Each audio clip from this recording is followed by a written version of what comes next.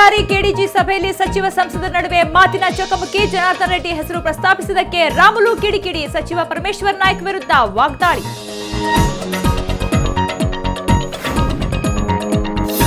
ಕಣಿವೆ ರಾಜ್ಯದಲ್ಲಿ ಮುಂದುವರಿದ ವರುಣನ ಆರ್ಭಟ. ರಕ್ಷಣಾ ಕಾರ್ಯಾಚರಣೆ ವೇಳೆ ಕೊಚ್ಚಿ ಹೋದ 9 ಯೋಧರು. ಮಳೆಗೆ ಸಾವನ್ನಪ್ಪಿದವರ ಸಂಖ್ಯೆಗೆ 120 ಏರಿಕೆ. ನವೆಂಬರ್ನಲ್ಲಿ ಗುಲ್ಬರ್ಗಾದಲ್ಲಿ ಸಚಿವ ಸಂಪುಟ ಸಭೆ. ಅತಿವೃಷ್ಟಿ ಹಾನಿ ಕುರಿತು 1 ವಾರದಲ್ಲಿ ಕೇಂದ್ರಕ್ಕೆ ವರದಿ ಸಲ್ಲಿಕೆ. ಮುಖ್ಯಮಂತ್ರಿ ಸಿದ್ದರಾಮಯ್ಯ ಹೇಳಿಕೆ.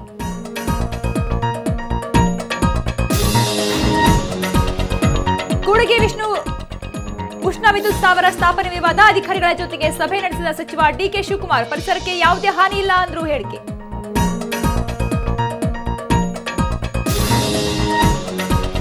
ಅದೃಷ್ಟ ಬದಲಾಯಿಸಿಕೊಳ್ಳಲು ಪ್ರಾಣಿಗಳ ಜೊತೆಗೆ ಮದುವೆ. ಜಾರ್ಖಂಡ್ನಲ್ಲಿ ನಾಯಿ ಜೊತೆಗೆ ಸಪ್ತಪದಿ ತುಳಿದ ಯುವತಿ. ತಮಿಳುನಾಡಿನಲ್ಲಿ ನಾಯಿಯನ್ನ ವರಿಸಿದ ವರ.